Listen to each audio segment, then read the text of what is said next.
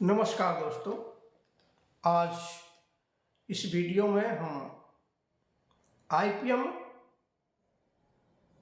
के कुछ सिद्धांतों पर चर्चा करना चाहेंगे। दोस्तों, आईपीएम जीवन, प्रकृति, समाज, राजनीति,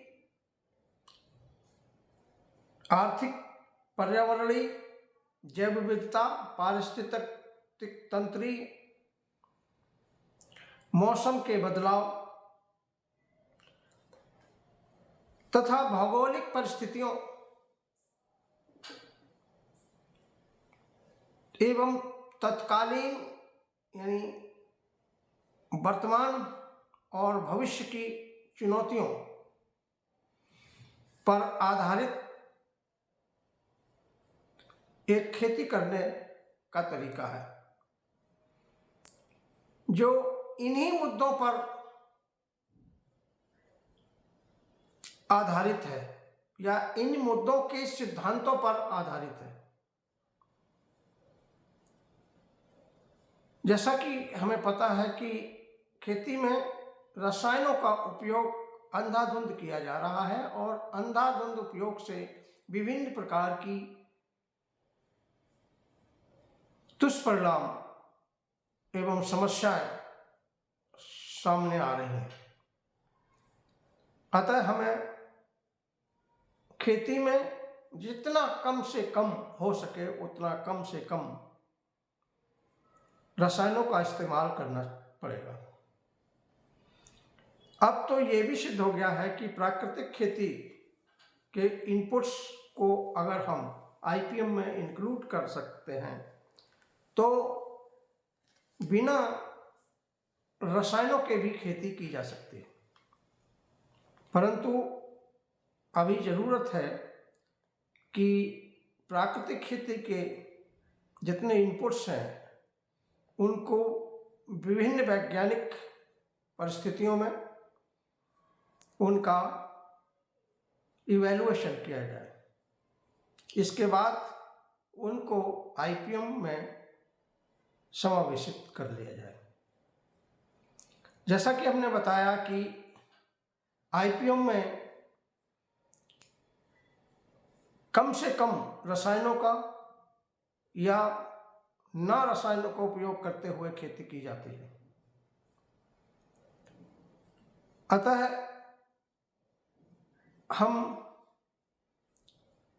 रसायनों का उपयोग आईपीएम में सिर्फ आपातकालीन स्थिति से निपटने के लिए ही हम रिकमेंड कर सकते हैं और जहाँ तक हो सकता है वहाँ तक हमें रसायन रहित खेती की विधियों को बढ़ावा देना चाहिए। तभी हम आईपीएम को सुचारू रूप से क्रियान्वित कर सकते हैं। जब तक काम चलता हो ग़िज़ा से, वहाँ तक बचना चाहिए दवा से। इसका प्रथम सिद्धांत है। यहाँ ग़िज़ा का मतलब है रसायन रहित या हानिकारक या रसायन रहित खुराक, वहाँ तक बचना चाहिए दवा। यहाँ दवा का मतलब है केमिकल्स से। जहाँ तक हो सके वहाँ तक हमें दवा से बचाव करते हुए और रसायन रहित विधियों के उपयोग को बढ़ावा देकर के खेती करनी चाहिए। ये प्रथम सिद्धांत है। यानी जब तक काम चलता हो ग़िज़ा से, वहाँ तक बचना चाहिए दवा से।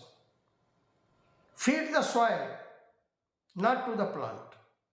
मिट्टी को भोजन प्रदान करें या मिट्टी को खुराक प्रदान करें, पौधों को नहीं। ये दूसरा सिद्धांत है। No first use of chemicals. रसायनों का प्रथम उपयोग ना करें। मिट्टी को बलवान बनाएं। मिट्टी में पाए जाने वाले सूक्ष्म जीवों तथा सूक्ष्म तत्वों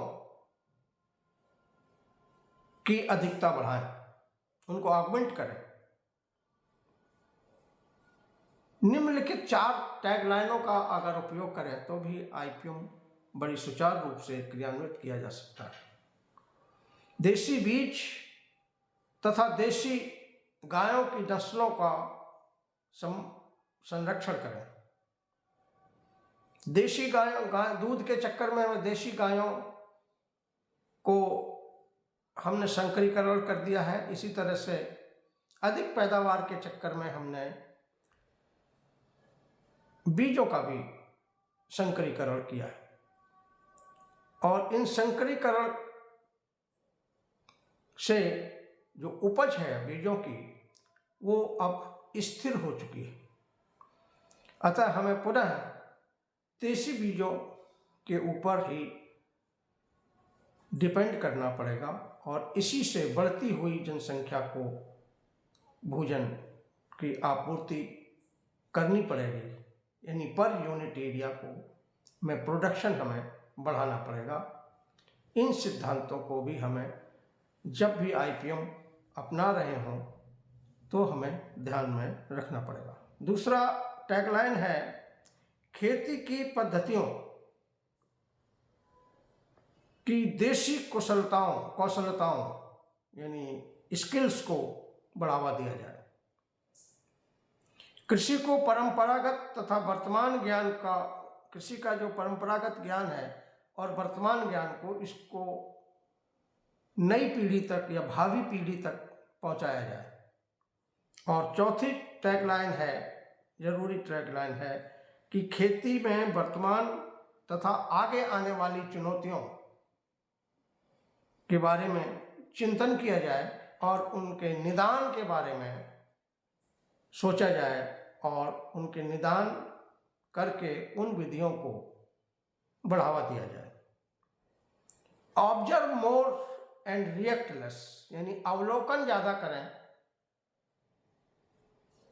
प्रतिक्रिया कम करें। Let's create confidence among all stake holders of IPM. IPM के सभी स्टेक होल्डर्स में आत्मविश्वास पैदा किया जाए कि हम बिना रसायन के खेती कर सकते हैं। क्यों, जब तक स्टेक होल्डर्स के मन में आत्मविश्वास नहीं होगा, वो किसानों के मन में आत्मविश्वास नहीं पैदा कर सकते। सबसे पहला काम है कि जो भी विधियां हैं उनका डिमॉन्स्ट्रेशन, पहले सेल्फ डिमॉन्स्ट्रेशन कर लिया जाए। सेल्फ अवेयरनेस होनी चाहिए, तभी सेल्फ मोटिवेशन होगा, और सेल्फ पार्टिसिपेशन से ही परिणाम निश्चित मिल सकते हैं। एग्रो इकोसिस्टम को एक क्रियाशील बनाया जाए, फसल पारिस्थितिक तंत्र को सक्रिय रखा जाए। Let's make agriculture income oriented along with the production oriented।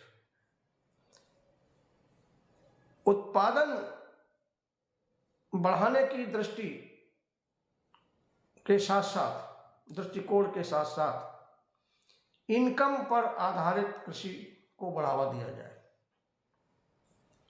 खुद की मानसिकता को बदलें, पहले खुद की मानसिकता को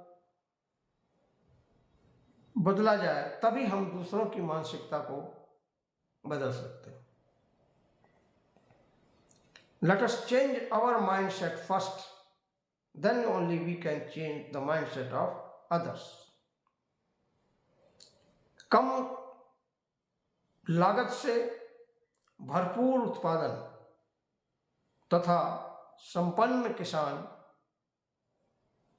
यही है आईपीएम की शान। धन्यवाद।